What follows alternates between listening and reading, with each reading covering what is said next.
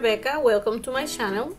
Today I'm sharing with you the process to create this beautiful layout using Simple Vintage Essential Collection by Simple Stories.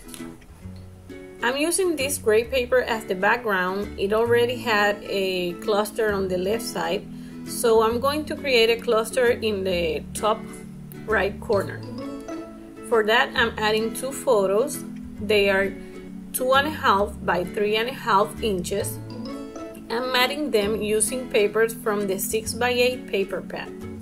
Right now you can see that I'm adding them to this cream paper, but later I'm going to change them to a craft paper and then mat the craft paper on top of this cream paper. To give texture to my papers and to the layout, I teared one of the edges and distressed all of them. This tool is very old. It was making memories. This company is no longer in the market, so you can use any distress tool that you have, or you can use an old scissor to distress the edges of the paper.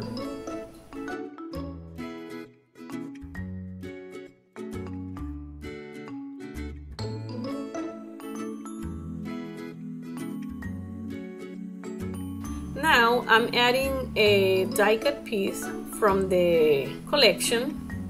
Also I'm adding the title. This is one of the foam words, and these are the type key foam alphabet. I love using these foam titles in my project. These foam stickers are the perfect thickness to the project for the projects. They give dimension without making the project bulk, so I love using them in my layouts. Now I'm adding a little piece of black to both sides. For that I'm using another die cut, and I'm distressing the edges of basically everything that I can distress.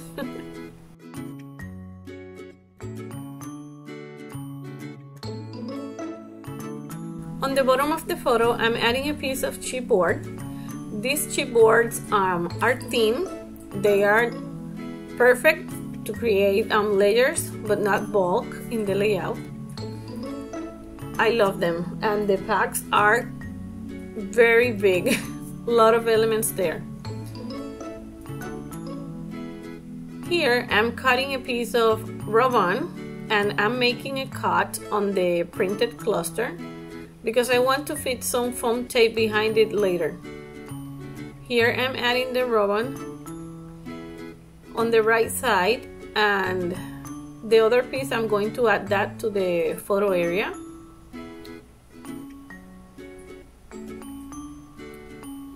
I'm going to change the printed cluster a little bit just to give it another look, and so it don't look flat in the layout. This collection have 3 different rub-on packs. I'm using 2 of them. I'm using the one with the butterflies and the one with the alphas. I'm making a subtitle in the printed cluster using a rub-on word and stickers from the sticker book.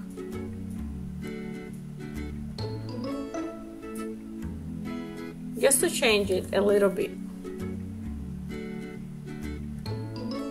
The photos I'm using are of my daughter and husband. We went last month to Universal to celebrate her graduation from high school. This was the first time they ride the Hagrid's roller coaster together, and my nephew took the photo of them. He was with them there, and he took the photo for me. Here you can see that I cut around the frame. Now I'm adding a piece of the scrap cardstock on the back to add the foam tape there, and I'm also going to cut around the circle piece to add foam tape behind it too. And I'm covering that so the foam tape don't stick to the album or anywhere. I added a die cut piece to the printed cluster and also to the photo area. I'm using foam tape to add stars and hearts from the different die cut pack.